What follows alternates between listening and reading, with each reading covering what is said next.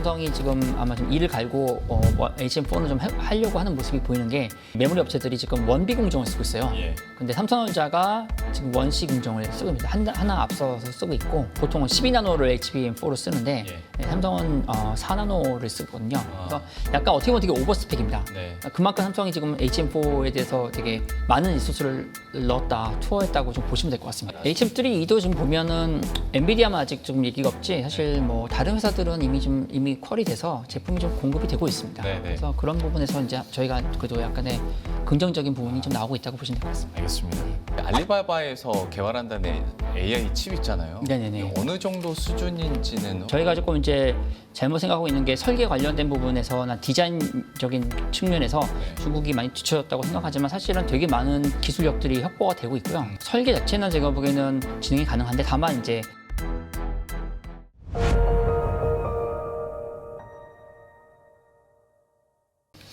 전무님께서도 이제 알리바바에서 개발한다는 AI 칩 있잖아요. 네네네. 어느 정도 수준인지는 아직 모르시겠죠? 네, 지금 사실은 뭐 정확하게 알 수는 없는데 일단 요즘 근데 이게 꼭 뭐 저희가 뭐 중국 업체라서 좀 더 눈에 띌 뿐이지 네. 사실 알리바바도 사실 이제 클라우드 하이퍼스케일러 이런 쪽 비즈니스를 하고 있는 회사고 예. 어떻게 보면 구글이나 구글이나 아마존이나 메타나 마이크로소프트 같이 데이터 센터도 운영하고 있고요. 그래서 어떻게 보면 하이퍼스케일러 회사 중에 네. 하나의 회사인데 중국에 있다고 보시면 될 것 같습니다. 그래서 뭐 제가 보기에는 지금 현재 그 하이퍼스케일러죠. 이제 데이터 센터를 운영하는 그런 큰 이제 우리가 뭐 빵이라고 하죠. 뭐 이렇게 글로벌 빅테크 업체들은 지금 사실 자체 AI 칩을 자체화하려고 노력을 좀 하고 있거든요. 그래서 초기에는 엔비디아 GPU를 쓰지만 최근에 보면 구글도 자기네 이제 GPU를 쓰기 시작하고요. V7, V6 이렇게 이름을 해가지고 짓고 있고 네. 아마존도 뭐 인페리아나 트레이니용 같은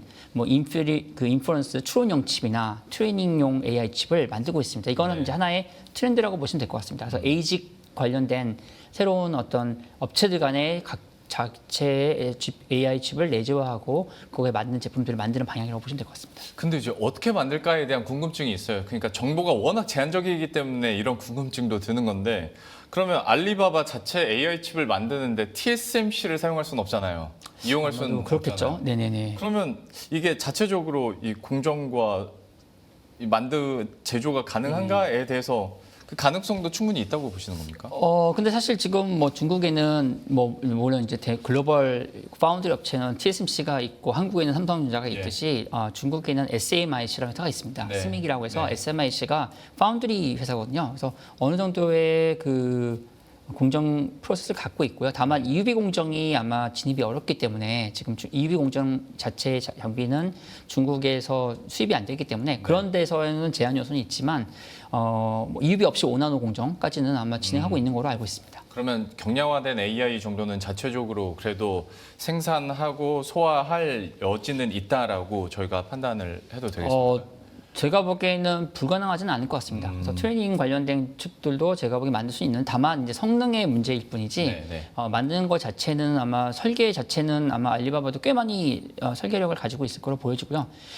저희가 조금 이제 잘못 생각하고 있는 게 설계 관련된 부분에서나 디자인적인 측면에서 중국이 많이 뒤쳐졌다고 생각하지만 사실은 되게 많은 그 기술력들이 확보가 되고 있고요. 특히 이제 실리콘밸리 쪽 출신 분들이 많이 중국에 가 계시기도 해서 설계 자체는 제가 보기에는 중국에서도 많은 천재들도 많이 계시고 그래서 그런 부분에서는 아마 진행이 가능한데 다만 이제 생산에 대한 공정이라든지 이런 것들은 아무래도 TSMC보다는 많이 뒤지기 때문에 뒤쳐지기 때문에 그런 데서는 좀 이제 어려움이 있지 않을까 이렇게 시장에서 보고 있습니다. 사실 뭐 정부에서도 첨단 산업에 대해서 중국은 엄청 밀어주고 있는 상황이기도 하고 맞습니다. 사실 올해 우리 설 연휴 때 확인했지 않습니까? 딥시크로. 네, 맞습니다. 그러다 보니까 이게 그냥 한번 뭐 발표했나 보다 정도로 가볍게 여겨지지는 않는 뉴스로서 이제 글로벌리하게 전반적으로 반도체주들이 또 급락하기도 했었는데 얘기를 하다 보면 결국 그 AI 칩의 퍼포먼스가 얼마나 될까에 대해서 좀 궁금증이 있는 게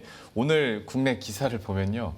탈 엔비디아 가능한가에 대한 이야기들이 굉장히 많아요. 네네. 그 말인즉슨 어느 정도 일정 수준 이상의 그러니까 엔비디아가 공급하고 있는 칩 정도는 된다는 뜻인가 싶기도 한데 그 퍼포먼스나 기술력에 대해서는 진짜 이게 탈 엔비디아까지 갈 수 있는 것인가에 대한 이것도 그냥 전무님의 네. 개인적인 판단일 수 있겠습니다만 어떻게 보십니까? 제가 보기엔 아직까지는 좀 쉽진 않을 것 같고요. 그리고 사실 지금 뭐 앞에서 말씀 구글이나 뭐 AWS나 아마존이나 메타나 마이크로소프트 같은 경우도 자체 AI 칩을 설계를 하고 있고 만들고는 있는데 예. 그렇다고 해서 엔비디아 GPU를 안 쓰지는 않습니다. 어떻게 보면 서로 약간 상호 보완 쪽으로 가는 부분이 좀 많고요. 그리고 또 일부 부분에서는 또 뭔가 더 특화된 부분에서는 자체 칩을 쓰지만 범용적인 데에서는 엔비디아가 여전히 많은 부분에서 기여를 많이 하고 있어서 네. 뭐 방향성은 좀 에이지 커스터머들 수요들이 올라가는 건 맞지만 완전히 탈 엔비디아 하기는 데이터 센터들이 아직까지는 좀 어려움이 좀 있지 않을까 이렇게 보고 있습니다.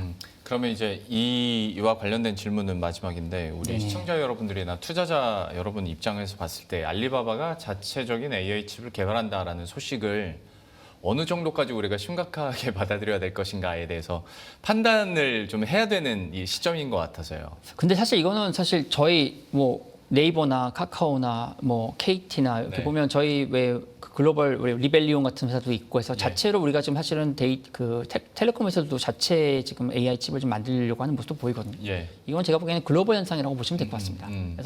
그래서 지금 사실 이제 저도 반도체 이제 수요 분석을 할 때 HBM 수요에 그동안에 아마 7, 80%가 엔비디아 수요였다면 앞으로는 한 5, 60% 내려갈 거고 대신에 이런 에이지 같은 자체 AI 설계를 하는 이런 제품들이 늘어날 것 같습니다. 그래서 네. 저희가 이제 이런 부분에서는 이제 커스텀 HBM 수요가 여기에 맞춰서 같이 늘어날 것 같습니다. 예. 네. 그러면 여기에 대해서 뭐 효율성부터 생산성이나 수율까지는 사실 먼 얘기이긴 한데 이거는 구체적으로 소식이나 정보가 더 밝혀진다면 그때 한번 저희가 이 방송 통해서 더 다뤄보는 걸로 하겠고 그리고 한 가지 이슈가 더 있었는데 이거는 이제 국내 인텔뿐만이 아니라 삼성전자나 SK하이닉스에게도 좀 직격탄이 됐었던 뉴스였습니다.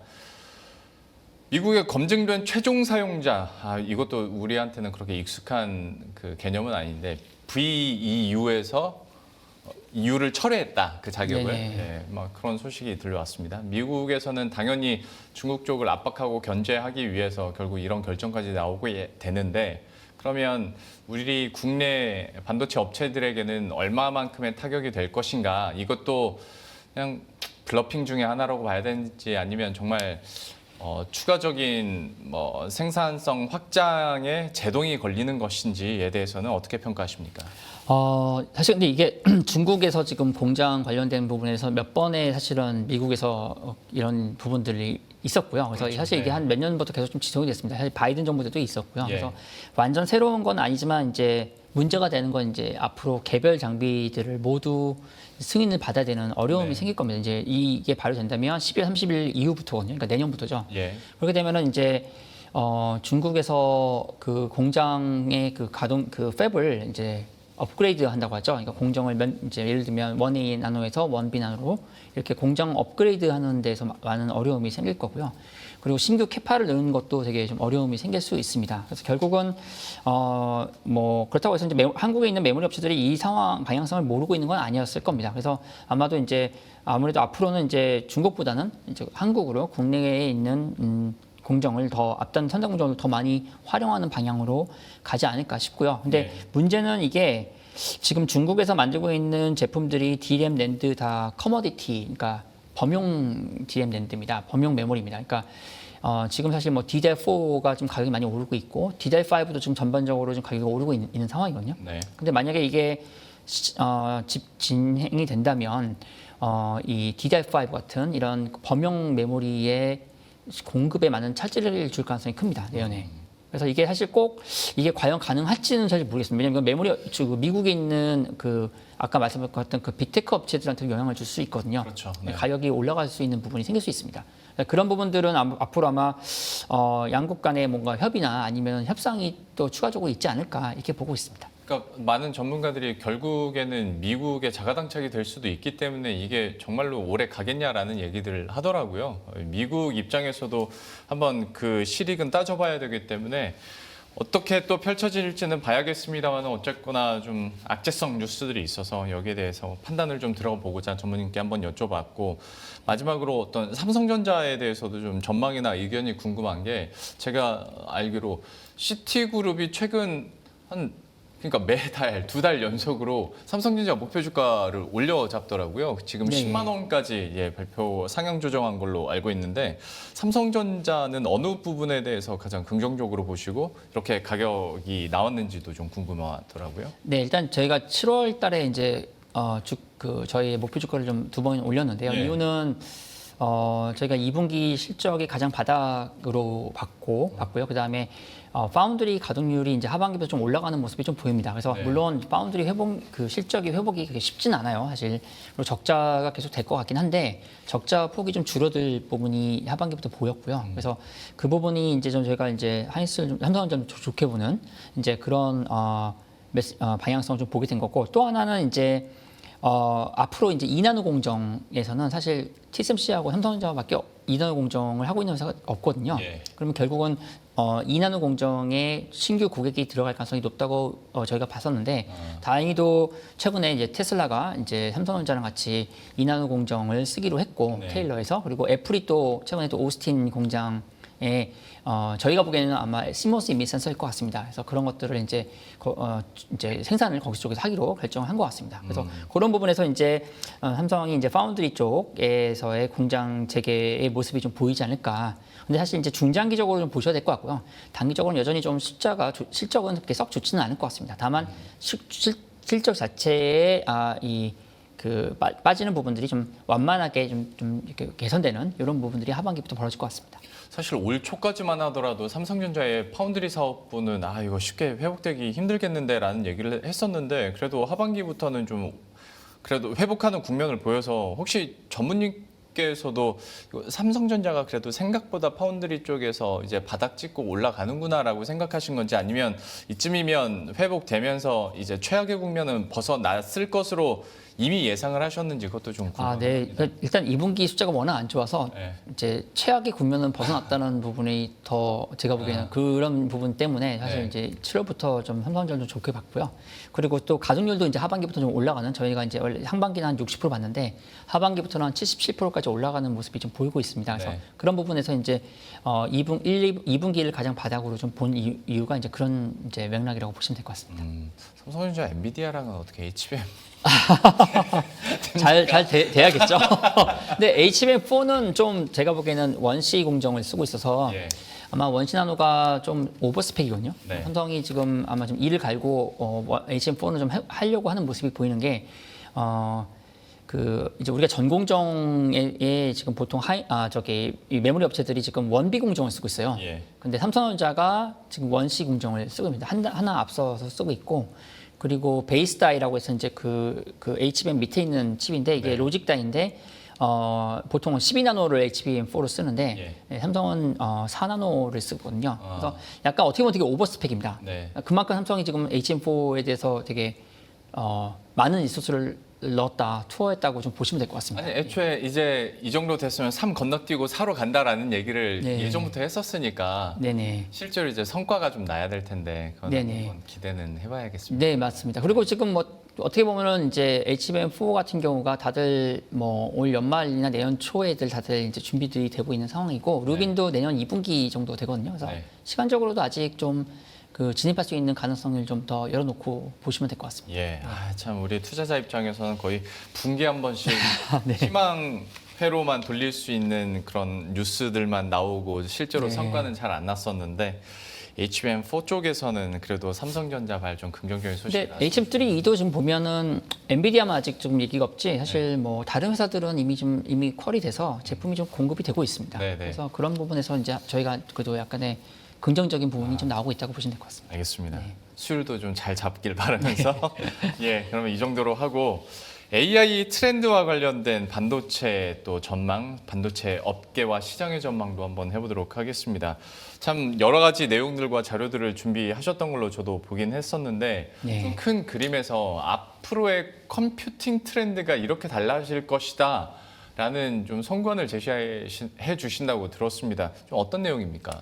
네, 일단 지금 뭐 저희가 최근에 이제 AI의 흐름을 좀 보기 위해서 네. 과거 트렌드를 많이 봤거든요. 근데 봤더니 결국은 반도체의 수요는 이제 컴퓨팅 트렌드에서 나오는데 그 트렌드가 이게 컴퓨터가 보면 뭉쳤다가 네. 이렇게 퍼졌다가 이걸 반복을 하더라고요. 네. 예를 들면 1940년대, 50년대 아주 옛날 얘기인데 그때는 컴퓨터가 다 그 연구소나 대학교에 있었어요. 그리고 뭉쳤다 네네. 퍼졌다라는 게 컴퓨터 안에서 그런다는 게 아니라 그 컴퓨팅 자체가 그쵸. 네. 분산이 됐다가 집중됐다가 예, 했다가 저희가 이제 뭐 영어로는 저희가 뭐 센트럴라이즈 컴퓨팅, 디스트리뷰티드 컴퓨팅을 하는데 이제 우리말로 하면 집중 컴퓨팅, 분산 컴퓨팅이라고 볼 수 있는데 그래서 서버 단에서 이제 그런 것들이 있었던 게 이제 1940, 50, 60년대고 그게 저희 집으로 오게 된 게 PC죠. 네. PC가 돼서 그게 이제 어느 정도 혁신이 끝난 다음에는 그게 분산되더라고요. 이렇게 퍼지더라고요. 그래서 그게 이제 사실 PC라는 얘기도 퍼스널 컴퓨터라는 것도 사실 컴퓨터는 원래 퍼스널 제품이 아니었습니다. 그쵸. 그러니까 이제 퍼스널 컴퓨터라는 말을 쓰고 우리가 PC라는 말을 쓰잖아요. 예. 그게 이제 어떻게 보면 스티브 잡스가 이제 아이디어를 낸 거고 그거를 모든 집에 하나씩 네. 컴퓨터를 놓자라는 컨셉으로 된 거죠. 사실 그 당시에는 말도 안 되는 얘기죠. 왜냐하면 컴퓨터는 연구소에 있어야 될 부분이었고 그렇죠. 네, 대학교에 있어야 되는 거지 내가 무슨 연구하는 것도 아닌데 왜 컴퓨터가 집에 있지? 네. 이게 이제 그 당시에는 말도 안 되는 상황이었는데 그게 이제 범용화가 된 거죠. 그게 이제 어떻게 보면 분산 컴퓨팅이 된 거고요. 근데 그게 또 다시 어느 정도 또 다시 혁신이 나올 때는 다시 또 이 집중이 됩니다. 그게 이제 서버죠. 그래서 서버가 이제 예. 클라우드 단으로 오면서 저희가 클라우드 컴퓨팅 되면서 효율화가 올라가면서 예. 이제 집중됐을 때는 돈을 아끼지 않습니다. 비싼 부품들을 많이 쓰게 됩니다. 거기서 혁신이 나오고 네. 혁신이 된 게 이제 다시 이제 어떻게 보면 병박 단소화되는 거죠. 그게 스마트폰이죠. 지금 저희가 우리가 쓰고 있는 게 스마트폰이잖아요. 그래서 이거를 반복을 하더라고요. 근데 지금은 저희가 볼 땐 그게 모바일로 왔다가 다시 서버로 왔죠. 지금 AI로. 예. 근데 AI를 스마트폰에 살 수는 없거든요. 그렇죠. 그렇죠? 그런 큰 거를 돌리기 위해서는 다시 서버로 오는 거죠. 그래서 다시 서버로 와서 지금 우리가 엔비디아가 GPU를 어디다 파냐면은 데이터 센터에 파는 거잖아요. 네. 이 서버에다가 공급을 하는 거고. 네. 근데 이제 앞으로 보면 제가 볼 때는 이게 지금 트레이닝, 그러니까 이 학습으로 가다가 이게 이제 추론으로 갈 거고요. 그게 어느 정도 완성이 되면 다시 디바이스로 갈 것 같습니다. 그래서 우리가 이제 온 디바이스 AI나 엣지 AI라고 하고 네. 저희는 이제 퍼스널 AI 시대가 온다라고 좀 많이 얘기하고 있습니다. 예. 그 서버가 그러면 클라우드 개념까지 내포한 건가요? 아니면 그 또 다른 그 단계라고? 그래서 이제 그거는 이제 지금은 이제 우리가 AI 모델이 데이터 센터에 예. 있는 거잖아요. 그러니까 서버에 있는 거죠. 근데 그 모델이 어디로 가냐면 이제 스마트폰으로 가게 되는 거죠. 네. 이 스마트폰이 사실 이제 요 안에 모델이 들어오는 거죠. 그렇죠. 네. 그리고 아까 이제 말씀하신 것처럼 딥식 영향이 커요. 네. 딥식이라는 것 자체가 모델을 추출하는 컨셉이 있거든요. 네, 네, 디스틸레이션이라고도 하고 이걸 또 작게 만들어줍니다. 그러면 큰 모델을 작게 만들면 결국은 그 모델이 여기로 갈 수 있다는 거죠. 네. 근데 이게 엣지 디바이스가 될 수도 있고, 이 스마트폰이 될 수도 있고, PC가 될 수도 있고, 예. 뭐 로봇이 될 수도 있고, 뭐 AI 글래스 이렇게 이런 다양한 제품들로 퍼지는 이제 세상이 올 것 같습니다. 네. 제가 그 설명을 듣다가 궁금해지는 부분이 지금 그러니까 엣지 디바이스로 하나로 다시 이렇게 모여진 상황인데 여전히 어떤 고난도의 AI 기술을 사용하려면 그리고 방대한 양의 기술을 사용하려면 이 안에서만 이루어지는 게 아니라 결과적으로 다시 클라우드 AI를 갖다가 오는 거잖아요. 네네. 그러면 이게 클라우드를 간 순간 분산이라고 우리가 생각하면 되는 거예요. 그 반대가 되는 게 클라우드가 집중이고요. 클라우드가 집중이- 엣지가 분산입니다. 거꾸로 말하면. 왜냐하면 이제 컴퓨터가 하나에 뭉쳐 있는 효율을 극대화하는 데가 이제 집중, 센트럴라이즈 컴퓨팅, 그게 예. 서버 단입니다. 예. 데이터 센터고 이렇게 퍼지는 거예요. 이 모든 사람이 하나씩 들고 다니는 거잖아요. 그게 이게 분산된다는 거죠. 컴퓨팅이 분산되는 거죠. 왜냐면 이거는 하나에 집중화되어 있지 않고 네. 각각 있다는 뜻이니까요. 네. 그건 이제 분산된다는 컨셉으로 이해를 하시면 좋을 것 같습니다. 이해했습니다. 네. 그러면 이것도 퍼스널 AI라고 퍼스널 A라고 부르는 거죠. 해도 되겠네요. 네, 맞습니다. 그래서 제가 사실 좀 뭐 하나 사례를 들고 왔는데 이게 사실 제가 좀 갖고 온 게 여기 네. 이제 마더보드거든요. 사실 이게 이제 데스크탑을 제가 뜯었습니다. 뜯어봤는데 이게 보시면은 여기 CPU가 있고요. 예. CPU가 있고 여기가 이제 노스 브릿지가 있고 이게 사실 모바일 이게 D램입니다. D램. 이게 네. 모듈 이렇게 뺄 수 있죠. 이게 DIM으로 해서 이제 우리가 UDIM이라 이건 UDIM인데 이거를 이제 여기다 꼽아서 쓰는 거죠. 이렇게 꼽는 거고 그다음에 여기가 사우스 브릿지고 이쪽에 이제 하드디스크가 있는 거죠. 이렇게 이제 되어 있는데 이거를 작게 만든 게 얘예요, 사실. 그렇죠. 그렇죠? 그러니까 아까 제가 혁신과 혁신이 이럴 때마다 이 어마어마하게 이제 그 성능을 높이는 부분이 나오고 있습니다. 사실 이 지금 제가 들고 있는 건 옛날 데스크탑인데 이것보다 얘가 훨씬 성능이 좋아요. 지금. 그리고 사실 제가 하나 또 갖고 온 게 이게 스마트폰. 예, 여기 요 안에 있는 이게 네, 저 이거 요 안에 있는 걸 제가 뜯어온 거거든요. 이게 이제 기판입니다. 요 안에 이제 여기 뭐 프로세서나 이제 D램 이런 것들이 같이 있는 거죠. 근데 너무 작아서 이거는 네, 안 보이나요? 카메라로도 잘 안 보이나요? 네네. 그래서 여기랑 요게 지금 사실은 둘 다 성능적으로는 제가 보기 얘가 더 좋아요. 네, 이렇게 이제 변화가 생기는 거죠. 네. 그래서 매번 그런 변화가 있을 때마다 이제 이런 이제 혁신이 일어나고 있고 AI도 사실 모델이 엄청 컸는데 이게 이제 다시 작아져서 이제 요 스마트폰 안으로 들어가게 되고요. 물론 이제 클라우드랑 같이 커뮤니케이션 하겠죠. 이거 단독으로만 움직이지는 않을 것 같습니다. 그렇겠죠. 네네. 네. 지금도 저희가 PC 쓸 때 뭐 데스크탑 쓰고 모바일 쓸 때도 클라우드랑도 연동이 되거든요. 네네. 네네. 결국 뭐 비싼 서비스랄지 아니면 좀 무거운 서비스를 이용하게 고난도의 서비스를 이용하려면 외부에서 다시 좀 그걸 끌어와야 되는. 그래서 제가 보기에는 이제 일로 엣지단을 오더라도 어느 정도의 이제 프라이빗한 인포메이션이나 여러 가지는 여기서 하고 네. 그다음에 요거를 저희가 자는 사이에 여기는 모델이 다시 클라우드로 가서 다시 학습하고 또 업데이트가 되고 업그레이드 된 다음에 다시 일로 오는 예. 뭐 이런 이제 방향으로 가지 않을까 이렇게 보고 있습니다. 네. 클라우드를 사용했을 초기에 네네. 문제 제기가 됐던 것 중에 하나가 네네. 민감한 그 정보나 내 그쵸. 개인 정보에 대해서 왔다 갔다 가는 게 난 좀 찝찝하다라는 맞습니다. 거였는데 예.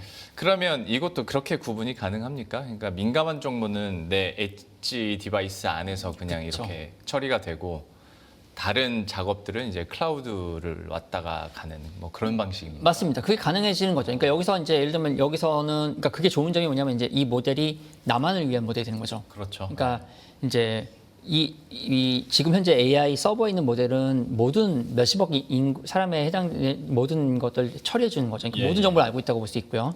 근데 여기에 있는 AI 모델은 내 정보에서 완벽하게 알겠지만 이거를 다른 데 오픈하지 않게 돼 있겠죠.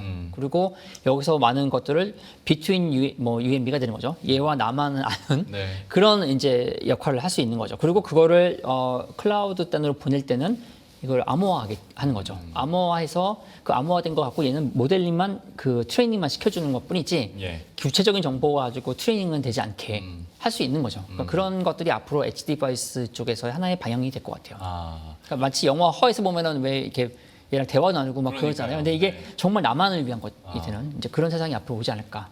결제 같은 것도 사실은 이제 얘를 통해서 우리는 지금 뭐 비밀번호 뭐 넣고 하는데 그냥 뭐 말로도 결제를 할 수 있거나 아니면 뭐 지문 인식 막 시키고 결제를 할 수 있는 챗GPT랑 대화를 나누다가 결제를 할 수 있는 세상도 올 것 같습니다. 그러게요. 예. 그러니까 여러분들도 이제는 챗GPT 워낙 많이 사용하시니까 챗GPT도 내가 어떻게 적용을 하고 어떻게 길들이느냐에 따라서 맞습니다. 예. 완전히 다른 서비스가 되잖아요. 다른 서비스가 되죠. 네, 근데 이 디바이스 자체를 이제 그렇게 훈련시키고 적응해 나가면 똑같이 내가 삼성전자에서 산 똑같은 모델이라도 제가 맞습니다. 쓰는 것과 전문님이 쓰는 다르겠죠. 완전히 다른. 네네. 그럼- 사실 이미 지금 챗GPT도 이미 지금 사람마다 다 그 활용도가 다르고요. 그렇죠. 네. 뭐 어떤 같은 경우는 이제 대학 교수님들이나 그 박사과정 분들이 논문 만들기 너무 좋다고 하더라고요. 그럴 왜냐하면 것 같아요. 거기에 그 인용을 해야 되는데 네. 인용을 다 찾을 필요가 없어요. 네네. 뭐 퍼플렉시티 같은 거 활용하면 사실 인용 다 해주거든요. 그렇죠. 예, 그래서 그 인용 다 뽑아달라고 하면 다 뽑아주고, 그러니까 그런 것들이 이미 사용하고 있습니다. 그래서 이미 이제 내가 얼마만큼 알고 얼마만큼 쓸 수 있는 사람에 따라서 이 AI 사용도나 활용도도 달라질 것 같습니다. 그러니까 제가 지금도 그 생각합니다. 챗GPT가 10년만 빨리 나왔어도 네. 박사까지 한번 도전을 해봤을 텐데 저는 그래서 겸손하게 멈췄거든요. 요즘 컴공 네. 쪽에서 그 교수님들이 되게 어렵다고 하더라고요.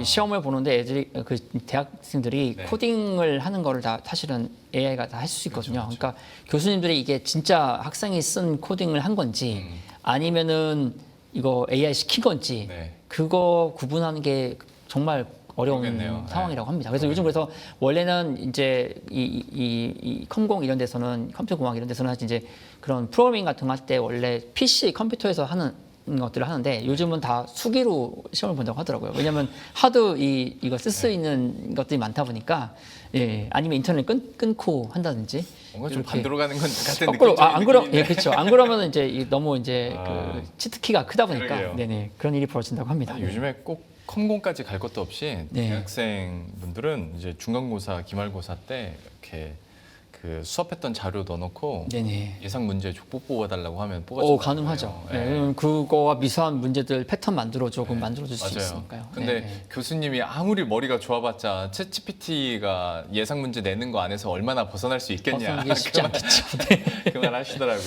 네. 그만큼 이제 어떤 AI 서비스뿐만 아니라 그게 들어간 엣지 디바이스에서도 극개인화된 사용자 경험을 할 수가 있다라는 건데 맞습니다. 그렇게 된다면 어떤 반도체 구조나 반도체 어떤 질서에도 분명히 변화가 있을 거거든요. 네네. 여기에 대해서는 어떤 변화를 예상하십니까?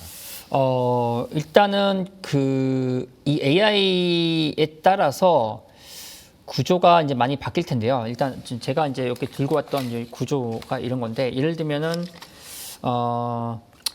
일단 이 엣지 AI 단에서의 변화 중에 하나가 SoC 칩이 예. 이제 SoIC 컨셉으로 좀 많이 갈 것 같고요. 네. 그리고 또 하나가 이제 메모리 같은 경우는 이제 LPW나 뭐 LPDDR6 같은 것들 이런 것들이 이제 또 출연이 될 거고, 공정은 이제 하이브리드 본딩 뭐 네. 이런 기술들이 앞으로 좀 도입되지 않을까 이렇게 보고 있습니다. 예. 네, LPDDR6는 한 2026년 얘기는 나오긴 하는데 맞습니다. 26년 아마 하반기 정도 될 것 같습니다. 예. 그러면 이제 이게 근데 이게 이것만 적용된다고 되는 건 아닌 거잖아요. 그렇죠. 근데 이제 이게 큰 변화인데, 원래 제덱이라는 데서 그 D램의 스펙을 제정하는데 보통 지금 LPDR5가 32개 IO를 두고 IO라는 게 인풋 아웃풋 입출력이 이제 32개가 있고 LPDR5X가 64개거든요. 근데 LPDR6 같은 경우는 96개, 그리고 두 번째 버전은 144개로 비중, 그러니까 50%에서 100% 늘어납니다. 네. 이 출력이. 그 말은 뭐냐면 그만큼 밴드위스를 넓혀주는 거죠. 이런 제품들이 내년부터 나오거든요. 그 말은 이제 스마트폰의 AI 모델을 여기다 넣겠다는 뜻입니다. 그러지 않고는 굳이 이 출력을 2배씩 올리는 제품들이 나올 필요가 없거든요. 그렇죠. 근데 그게 내년 하반기부터 아마 출시가 될 거고, 그러면 이제 여기에 이제 그런 모델들이 작게나마 들어오게 될 거고요. 그다음에 LPW 같은 거는 이제 미니 HBM이라고 합니다. 예. IO가 한 500개짜리거든요. 네. 인풋 아웃풋. 그런 것들은 이제 거의 HBM에 준하는 성능을 내거든요. 그러면 정말 이제 AI 모델을 여기서 정말 돌릴 수 있는 그런 세상이 오겠죠. 그렇게 하고 이제 더 고성능은 아까 앞에서 말씀드린 것처럼 클라우드 서비스 이용하면 되는 거잖아요. 뭐 그렇죠. 그리고 이제 클라우드는 이제 그것들을 돌려줄 거고, 여기서도 근데 상당 부분을 많이 이제 처리를 해주겠죠. 아. 예. 그리고 아까 하이브리드 본딩 얘기해 주셨는데 네네. 저희가 TC 본딩은 많이 또 얘기도 하고 네네네. 귀동냥은 많이 했는데 네네. 하이브리드 본딩은 그러면 어떤 개념입니까? 하이브리드 본딩이 사실 이제 개념이 되게 어려운데요. 뭐 그냥 말 그대로 하이브리드라는 건데 그냥 쉽게 말씀을 다 하는 것 드리면, 같긴 합니다만. 근데 이제 방향은 그냥 다이렉트 본딩이라고도 하거든요. 그러니까 웨이퍼를 직접 본딩을 붙여주는 겁니다. 예. 그래서 사실 지금 제가 웨이퍼를 하나 들고 오긴 했는데 제가 이제 보여드릴게요. 이게 바이든 오, 이렇게 하고 이제 찍었는데 제가 앞에서도 한번 보여주실까요? 아유, 네네. 영광입니다. 네네. 근데 생각보다 엄청 가볍네요. 이게 가볍습니다. 이게 실리콘으로 되어 있고요. SI죠. 단결정입니다. 예. 이게 예. 근데 조명이 네. 비칠까봐 제가 이렇게 자신 있게 아, 이렇게 네네네. 들지는 못하는데 네. 제가 그 전무님께서 저한테 이걸 직접 주신 이유가 방송 전에 제가 이걸 처음 웨이퍼를 봐가지고 네네. 농담 삼아 바이든이 들고 있는 거 봐 맞지 제가 직접 보진 못했다고 했는데 네. 이렇게 그냥 여러분 솔직히 말씀드리면 모르는 사람이 보면 이거 그냥 원형 거울이라고 해도 근데 이게 믿을 사실은 정도이긴 이게 좀 한데 패턴이 아직 안 된 베어 웨이퍼입니다. 사실. 원래 네모난 이렇게 패턴이 뭐가 있어야 되는데, 있어요. 이거는 지금 그냥 아직 패턴 만들기 전 베어 웨이퍼라고 그래요? 하거든요. 그러니까 그냥 웨이퍼가 이제 처음에 이제 들어가기 전에, 네. 그러니까 프로세스 전에 들어가는 웨이퍼입니다. 사실 근데 이게 공정이 된 웨이퍼를 제가 들고 오면 되게 위험해요. 왜냐면 그게 가스 케미칼 반응된 것들이라서 사실 만지면 안 돼요, 사실. 만지면. 그럼 네, 바이든은 어떻게 만진 거예요? 그건 아마 완전 다 공정 끝나고 클리닝을 깨끗하게 해서 만든 제품인 것 같습니다. 예. 그래서 약간 이거는 골드빛도 안 나고 그렇죠. 이렇게 네네. 격자 모양도 없긴 네네. 합니다만은 그래도 네. 저는 경험을 했다 자랑을 한번 해보면서 네. 이게 자칫 잘못하면 카메라에 조명이 이렇게 비치는 아, 그렇죠. 좀 조심스러워. 그래서 제가 삼성전자에 한 12년 근무했을 때 엔지니어로 일하고 있을 때 거기 여사원들이 이거를 이렇게 사무실에 이렇게 놓고 배치합니다. 거울로 쓴 거죠, 거울로. 다이소에 이만한 거울들 많거든요. 그래서 실제로 웨이퍼 이렇게 하다 남은 것도 이렇게 딱딱 이렇게 이 책상에다가 삼성전자 이런 거 얘기해도 되나 모르겠는데 삼성전자 이렇게 책상에다가 이렇게 놓고 여사원들이 이렇게 남자도 가끔씩 보고 여사원들은 이제 자기 외모 때문에 하시는 거고 남사원들은 이제 상사님들 올까봐 이렇게 뭐 뒤에 누가 온지 보이잖아요. 이렇게 용도로 웨이퍼를 사용하는 겁니까? 실제로 쓰고 있죠. 네. 아, 네. 참. 예. 이게 너무 비판적인 시각으로 보니까 수율이 안 나와가지고 안 좋은 것 안 좋은 웨이퍼들은 이제 네, 갖고 나오는 거죠. 그러니까 이렇게 뭐 좀 이제 여유가 회사 입장에서도 이제 뭐 이미 안 된 웨이퍼를 네. 그럼 어차피 버릴 거니까 그냥 쓰게 내버려 두더라고요. 농담 요즘은 삼아- 모르겠습니다. 예. 농담 삼아 한번 유추해 본 건데 실제로 그런 겁니까?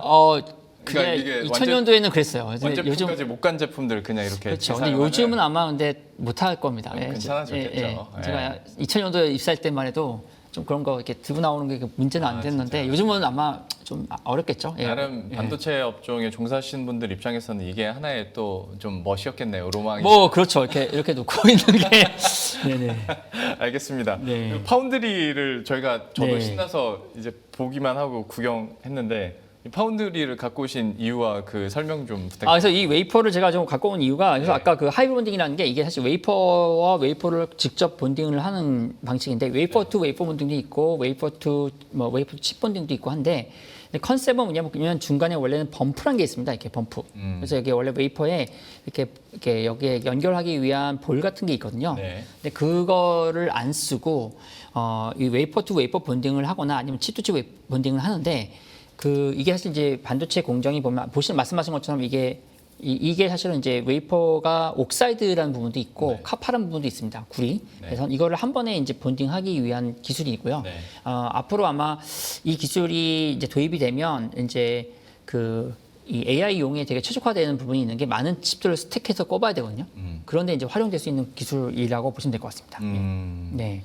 앞에서 그 개념 정리해 주신 김에 이것도 하나만 네네. 더 해주세요. SOC 그러니까 일체형에서 분리형으로 바뀌는 건 어떤 저희가 개념으로? 네. 그러니까 SOC 같은 경우는 이제 지금 원래 이제 그 반도체 로직들이 SOC라고 해서 실리컨 언 칩이라고 해서 하나의 칩에 이게 지금 사실 인텔 CPU거든요. 네. 인텔 CPU인데 이게 이제 이런 게 범프입니다. 참고로. 네. 근데 이런 칩에 여기에 프로세서도 들어가 있고 네. SRAM도 들어가 있고 또 여러 가지 기능들을 넣습니다. GPU도 넣고 그걸 우리가 SOC라고 하는데 SOIC는 시스템 그러니까 요거를 각각 만들어서 붙이자. 그걸 하이브 본딩으로 붙이는 거죠. 근데 왜냐하면 점점 이게 어려워지고 있고요. 이제 지금 요 안에 스마트폰 안에 들어가 있는 칩도 지금 요 안에 그 프로세서 AP도 있지만 요 안에 GPU도 있거든요. 네. 그리고 여기에 NPU라는 것도 있습니다. 네. 이 NPU는 이제 AI 돌리기 위한. 예. 근데 그거를 요 하나에 다 넣기 이제 어려워지고 있고 또 무엇이 어려워지다 보니까 각각 만들어서 붙이는 게 더 효율적이라고 생각을 하기 시작했습니다. 그게 SOIC라는 개념이라고 보시면 됩니다. 예. 근데 생산 비용은 더 늘어나겠네요, 그러면? 아니요. 근데 오히려 더 유리한 게 여기다가 한 칩에 여러 개를 만들면 문제가 뭐냐면 한쪽이 고장이 나면 나머지 다 버려야 돼요. 그렇죠. 근데 점점 그런 일이 많이 벌어집니다. 그래서 따로 만들어서 차라리 붙이자. 물론 붙이는 게 돈이 더 드는데 네. 이거 하나 고장 나서 다 버리는 것보다 각각 만들어서 거기서 좋은 양품만 모아서 붙이는 게 훨씬 더 유리하다라는 게 이제 SOIC의 컨셉이라고 보시면 돼요. 예. 적절한 비유인지 모르겠는데 옛날에 구글폰이었나? 거기서 네, 픽셀폰. 픽셀폰 뭐 맞아요. 그런 맞아요. 컨셉인 거죠. 그런 네. 컨셉인 거죠. 그러면 그래서 이제 원하는 것만 네네. 넣고 또 그 중에서 고장 나는 거는 그것만 빼가지고 맞아요. 다시 하고 했었는데. 그런 컨셉이에요. 픽셀폰이 원래 그런 컨셉인데 SOIC가 그런 컨셉입니다. 예. 어떤 내용인지 알겠습니다. 네. 그래서 개념들을 하나하나 설명을 해주고 계시고 네네. 그리고 이것도 다시 하이브리드 본딩 쪽으로 네네네. 가서 네. 그러면 이 본딩 기술이 필요한 거는 왜냐면 SOC는 제가 지금 왜 필요한지 이해했거든요. 네네네. 그리고 LPDDR6야 이거는 뭐 당연히 기본으로 당연히 구현이 돼야 되는 건데 이 본딩의 차이에서 나오는 효과는 뭐가 있는 겁니까? 본딩에서 나오는 효과는 지금은 이제 TC 본딩이라서 웨이퍼를 쌓고 그 사이에 범프가 있다 보니까 물질이 달라요. 그러다 보니까 열이 발생을 합니다. 이게 정말 열 발생에 대한 문제가 발생하고요. 네네. 그다음에 이 열 때문에 전기적 신호가 많이 효율이 떨어집니다. 그러니까 100%의 데이터를 다 전송할 수 없는 거죠. 근데 이걸 다이렉트 본딩, 또 하이브리드 본딩으로 들어가면 이 카파 또 카파가 직접 본딩이 되기 때문에 상대적으로 열 마찰이 적어지고요. 열 자체가 생성되는 부분이 적어지니까 열에 대한 부분에서 좀 장점이 생기고 그다음에 데이터 손실도 거의 없습니다. 그러다 보니까 이제 이런 AI 시대에 칩과 칩들의 서로 커뮤니케이션이 늘어나는데 그 중간에 있는 매개체가 없이 바로 붙어 있으면 직거래라고 보시면 되겠죠. 네. 직접 붙어 있다 보니까 훨씬 더 많은 데이터 트래픽이 늘어나고 성능도 올라갈 수 있는 장점이 있는 거죠. 그러면 이거는 비용이 더 듭니까? 근데 이제 문제는 항상 좋으면 비싸. 그렇죠. 네. 그러니까요. 그래서 비용이 많이 발생하고 있어서 이거를 이제 뭐 메모리 업체들 중에는 HBM에도 4에 적용하려고 했는데 돈이 많이 들어서 지금 대부분의 메모리 업체들이 HM4E에서 네. 이런 기술들은 적용하려고 하고 있고요. 아, 그리고 이제 아마 SOIC 컨셉 쪽에서는 이제 이런 것들을 뭐 세계 적층하거나 뭐 이럴 때 이런 기술들이 이제 도입을 하려고는 하고 있습니다. 근데 기술이 어려워요.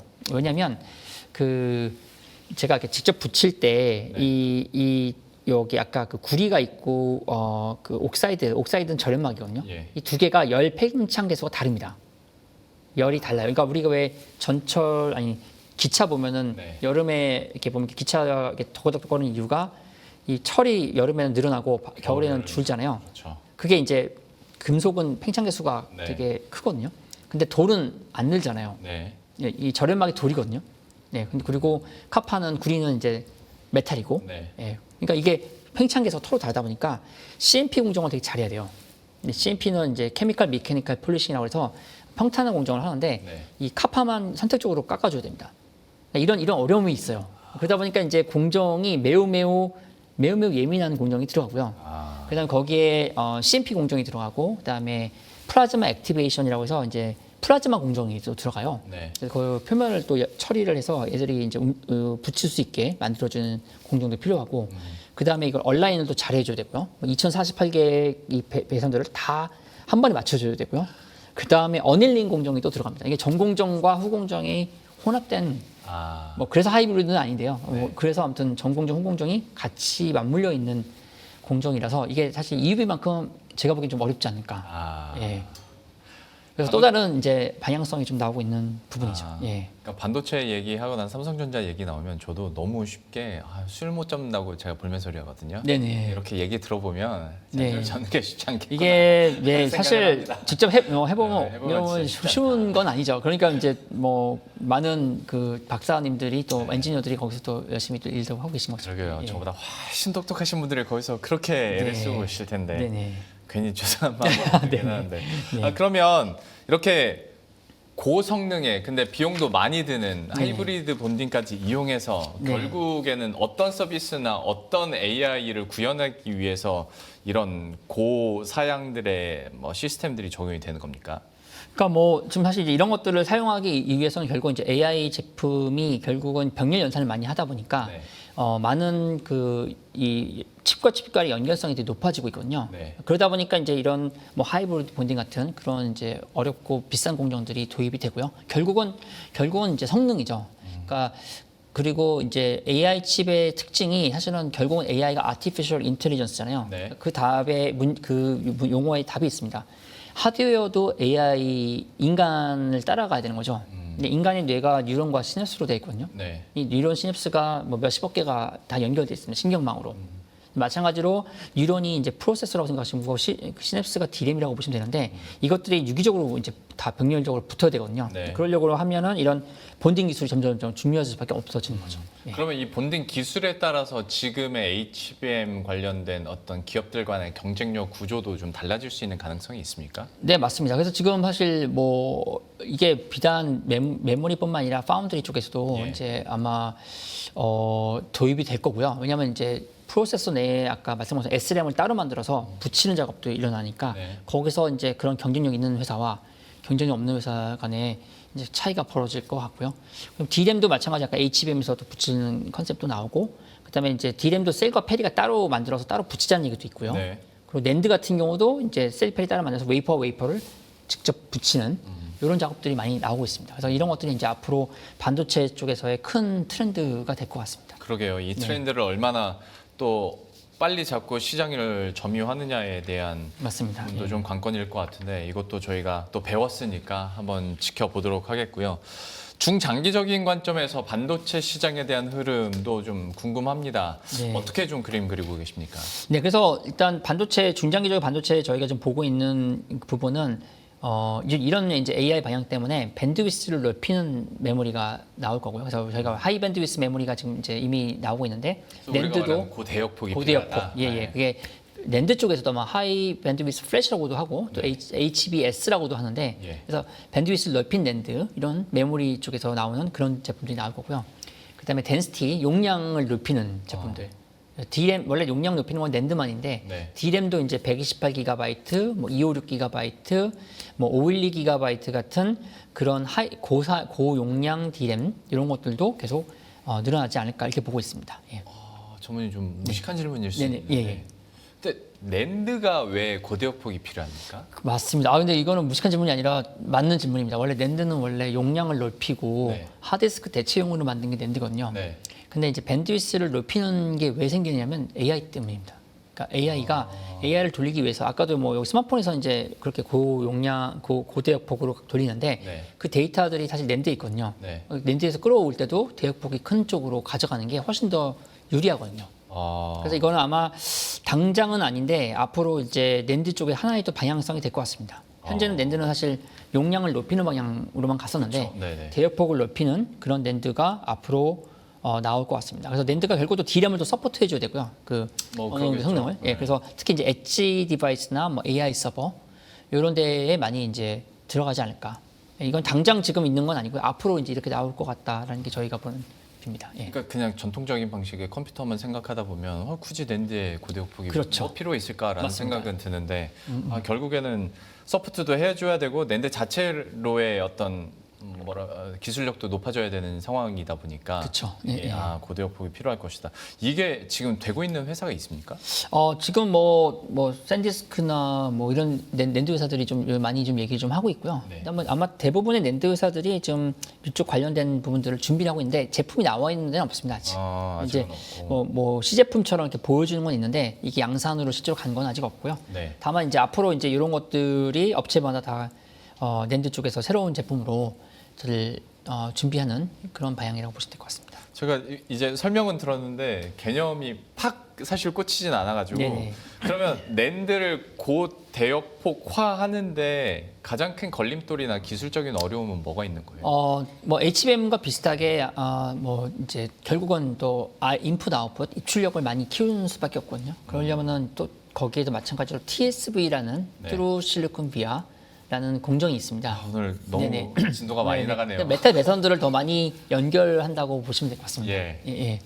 근데 그게 어렵다라는 거죠? 어렵기도 하고 좀 아무래도 비싼 공정입니다. 아. 예. 그래서 그런 것들을 이제 도입을 해야 되고 이제 그런 것들이 이제 앞으로 또 근데 문제는 뭐냐면 그런 걸 때 해서 붙이면은 이제 이게 그 제품의 효율은 좋아지지만 또 불량이 날 가능성도 있고요. 그래서 품질에 대한 부분들 이런 것들을 많이 관리를 해야 될 것 같습니다. 예. 알겠습니다. 저는 개인적으로 또 새로운 개념을 배웠으니 네네. 이것도 한번 예의주시해봐야겠습니다. 어떤 또 신기술이 나올지도 계속 지켜보도록 하겠고 그 한 2주 전쯤에 나왔던 뉴스 기사에 대해서도 한번 여쭤보는데 엔비디아가 그 HBM 베이스 다이를 자체 개발한다라는 얘기를 맞습니다. 예, 하더라고요. 예.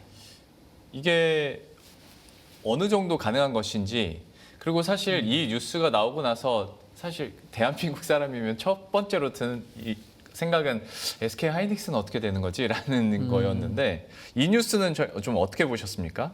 네, 일단 HBM이 이제 베이스 다이가 사실 이제 뭐 자체 제작 얘기가 나오는 뉴스가 저도 봤는데 일단은 저희가 보는 이제 HBM 방향이 크게 세 가지거든요. 네. 스탠다드 HBM, 그러니까 표준화된 HBM. 네. 그다음에 두 번째가 커스텀 HBM인데 이 HBM이 그러니까 메모리 업체들이 직접 만드는 네. 그러니까 그 HBM 고객 요구하는 거에 맞춰서 만들어주는 HBM이 있을 네. 거고요. 세 번째가 이제 여기 말씀하신 엔비디아처럼 고객이 자기가 개입해서 만들어주는 베이스라인은 자기가 해보겠다라는 그런 세 가지 트렌드가 나올 텐데, 네. 요 첫 번째와 두 번째는 시장에서 많이 아는 건데 세 번째는 뭐냐면 사실은 이제 베이스 다이가 두 개가 있습니다. 영역이.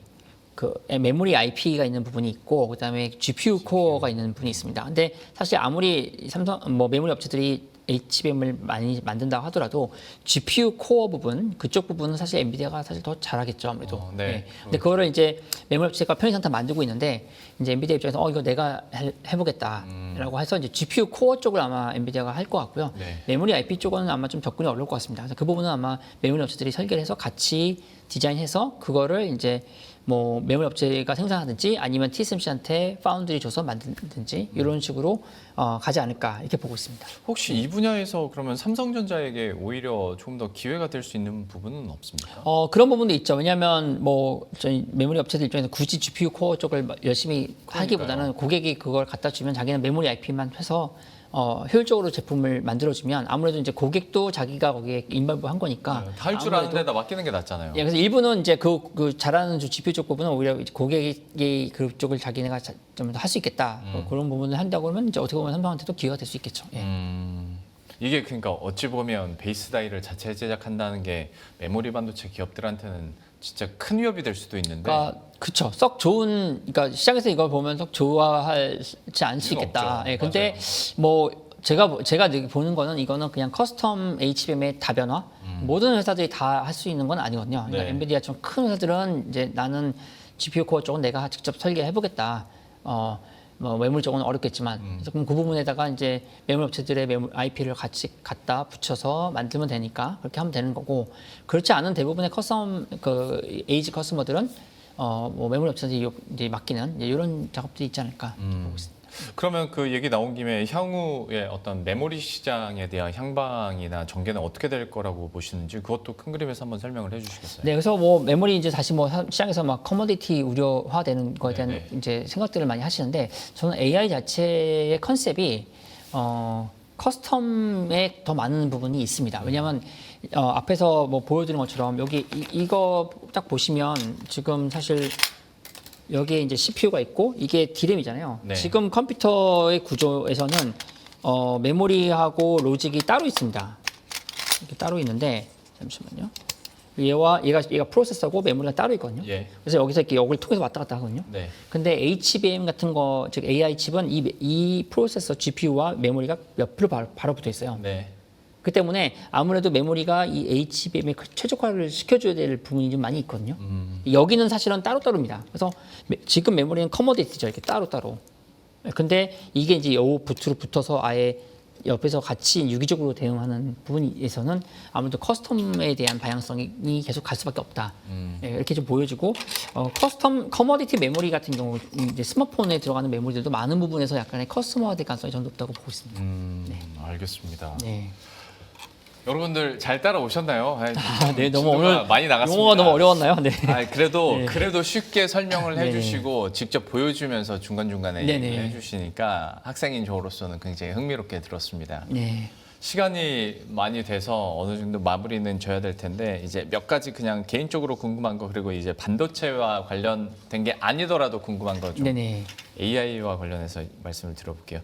얼마 전에 AI에 대한 투자 너무 지금 기대가 과하다고 해가지고 네네. 알트원 형님께서 네네. 또 한번 심쿵하게 만들었잖아요. 네네. 지금 AI 투자나 이런 기대감에 대해서 전무님께서는 좀 버블이 꼈다고 보시는지 좀 그게 좀 궁금해서요. 근데 제가 이제 저희가 사실 저 다음 주부터 이제 저희도 컨퍼런스 이제 가서 사실 내일부터 저는 미국 출장에 가거든요. 아 그러세요? 근데 참 신기한 게 8월, 9월이 항상 요 버블에 대한 우려가 가장 많을 때가 8, 9월이더라고요. 작년 이맘때도 이제 AI 버블 있지 않냐고 그랬고 그 전에는 AI가 과연 이 좋은 건 알겠는데 이게 과연 활용도가 있겠냐, 돈 어떻게 벌겠냐라는 이제 시장의 의구심이 8, 9월에 있었는데 네. 지금도 또 그런 것 같아요. 주가가 좀 최근에 좀 조정받는 것도 이제 그런 부분인데 저희가 볼 때는 아직까지 AI가 좀 계속 좀 진행이 좀 되고 있고 아직까지 지금 그 모델 자체가 지금 트레이닝에서 인프런싱 좀 가고 있고 이게 또 분산될 거거든요. 앞으로. 네. 그래서 그게 또 퍼지는 그림이 나오고 있어서 저는 아직도 AI는 좀 물론 이제 단기적으로 좀 쉴 수는 있거든요. 네. 왜냐하면 그 쉼없이 달려가다 보면 또 좀 쉬어야 되니까 그런 구간이지 않나 싶고요. 계속 방향성은 AI는 계속 더 가야 될 부분이 많고 아직도 해야 할 게 많은 영역인 것 같습니다. 예. 그러니까 사실 제가 이 질문을 드린 게 좀 워낙 오래된 이야기여서 좀 놀라셨기도 하겠지만 네. 이 질문을 드린 이유는 어쨌거나 계속 기대감이 높아지고 있는 상황에서 실제로 기술화가 되고 있고 네네. 메모리 공장에서는 계속 HBM을 찍어내고 있는 상황이지 않습니까? 네네네. 그러면 반도체라는 게 우리가 지금까지 배우기로는 되게 긴 호흡의 사이클 산업이었는데 네네. 이렇게 계속 투자가 이루어지고 갑자기 엣지 디바이스가 계속 나와 네. 있고 그게 스마트폰으로 옮겨지고 하다 보면 맞아요. 네. 이 사이클이 촘촘해지다 못해 되게 그냥 예측 가능한 그 시장이 될 수 있지 않을까라는 네네. 생각을 좀 했었거든요. 네네. 그 산업의 성격이 아예 변한다고 해야 될까요? 네네. 너무 간 생각입니까? 아닙니다. 지금 사실 그 변화가 생기고 있죠. 사실 HBM이 사실 그런 사례고요. 그리고 사실 제가 삼성전자 처음 입사했을 때 2000년도만 해도 사이클이 되게 길었거든요. 그렇죠. 업사이클, 그러니까 이 사이클 올라갈 때만 3년, 3년 업사이클하고 그렇죠. 다운 사이클 2년, 3년 예. 막 그래서 거의 그때쯤 되면 막 이거 이제 메모리 끝났다. 이제 메모리 시장은 죽은 거야 하고 포기할 때 시장이 다시 올라갔거든요. 그래서 예. 이게 사이클이 너무 기니까 회사들은 어쩔 수 없이 자본금을 계속 쌓아놓을 수밖에 없다고 맞습니다. 얘기를 했었죠. 예. 그래서 막 뭐 길게는 5년 업사이클에 막 4, 5년 다운 사이클 오고 그러면 막 업체들 구조조정 들어가고 이랬는데 중간에 치킨 게임 한번 하고 치킨 게임 한번 해주고 막 이랬는데 지금은 그런 치킨 게임 하기가 어려워요. 네. 왜냐하면 지금 시장이 커머디티면 치킨 게임이 쉽거든요. 근데 시장이 세분화되고요. 네. 각각마다 다 다른 사양을 요구하고 그러면은 아무리 내가 대량 생산 늘려도 그 영역만 타격을 받지 나머지 시장은 그렇죠. 영향을 안 받습니다. 네네. 예.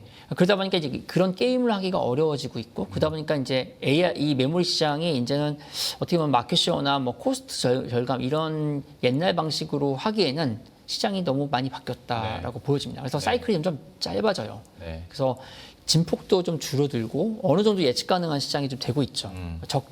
다운턴에 적자를 나던 산업인데 최근 다운턴에서는 다들 이익이 냈거든요. 네. 예, 그리고 사실 뭐 다운 사이클이라고 봤던 게 4Q, 1Q 정도, 예, 2분기 정도 가고 다시 또 업사이클 오고 뭐 이런 그 사이클의 진폭이 좀 줄어들고 또 그다음에 또 점점 좀 약간 아직 예측 가능하기 좀 애매하지만 그래도 옛날보다 훨씬 예측 가능한 시장이 좀 되고 있지 않나 이렇게 보여집니다. 예. 마지막 네네. 투자 전략 부분에서 제가 조언을 한번 들어보고 싶은데 네네. 그러니까 예측 가능한 시장에 대한 단어를 주셨으니 네네. 제가 한번 이거 그대로 말씀드리겠습니다. 그러니까 시장이 점점 더 다이나믹해지고 네네. 그러면서 좀 수요는 계속 늘어나니까 예측 가능한 시장이라고 얘기를 해주셨는데 투자자 관점에서 보면 이게 오히려 선택지만 더 많아질 수 있고 네. 혹자는 차라리 사이클 산업이 투자하기에는 더 쉽다고 말씀하시는 분들도 있거든요. 그 네네네. 사이클이 규칙적으로 나오니까. 그러면 이제 글로벌 테크나 반도체 쪽으로 투자할 때는 좀 어디에 우리가 이제는 염두에 두고 투자를 해야 될 것인가? 투자 입장에서 봤을 때는 더 어려운 시장이 이제 펼쳐지는 것인가? 아니면 예측 가능한 투자 전략이 가능한 것인가? 네네. 투자 조언 한마디 마지막으로. 근데 저는 사실 오히려 이렇게 시장이 바뀌는 게 오히려 투자자한테 좋다고 생각이 들거든요. 그리고 물론 이제 아까 말씀드린 사이클이 크게 오고 내려오는 거를 좋아하시는 분도 있어요. 그것도 정확히 예측하시면 되는데 문제는 사이클이 다운 사이클 때 언제가 바닥인지 알 수가 없잖아요. 사실. 네, 네. 그리고 그게 2년이 되고 3년이 될 수 있고 4년이 될 수 있고 5년이 될 수 있는 시장이라면 예. 그건 오히려 더 그 투자자 입장에서는 되게 어려운 산업이라고 봅니다. 근데 오히려 이렇게 이제 시장이 만약에 안 좋아지더라도 바로 또 회복될 수 있는 것들에 대한 그 모습이 보인다면 네. 보이면 훨씬 더 투자하기 좋은 산업이 되겠죠. 그래서 네. 저는 오히려 반도체가 지금 물론 이제 최근에 조정을 받지만 오히려 더 투자하기 좋은 환경으로 가지 않나. 그래서 오히려 시장에서 조금 더 이렇게 AI 버블 우려했을 때 주가가 조정받으면 그때 오히려 매수가 기회가 될 수 있지 않나 이렇게 보고 있습니다. 꼭 국내뿐만이 아니라 그냥 글로벌리 봤을 때 지금 가장 긍정적으로 보고 있는 뭐 기술적으로든 네네. 기업이 혹시 말씀해 주실 수 있나요? 뭐 어디라고 좀 얘기하기는 그렇고요. 근데 아무튼 뭐 전반적으로 반도체 시장은 저는 일단 AI 방향성 때문에 네. 계속 커질 수밖에 없다 이렇게 보여지고요. 그리고 뭐 국내 같은 경우는 소부장 업체들도 내년도 그림으로 보면 좋지 않을까. 왜냐하면은 이제 메모리 업체들이 좀 투자를 좀 해야 되고 원시 공정도 좀 들어가거든요. 그래서 그런 쪽에서도 저는 좀 앞으로 좀 업사이드가 있지 않을까 이렇게 보고 있습니다. 예. 글로벌 기업도 말씀하셨나요? 아, 제가 글로벌 기업 아, 중에 그렇군요. 커버리지 영향이 있어가지고 제가 코멘트를 못하네요. 네. 하긴 알겠습니다. 네네. 시티그룹 글로벌 마켓 증권주. 알겠습니다. 네네.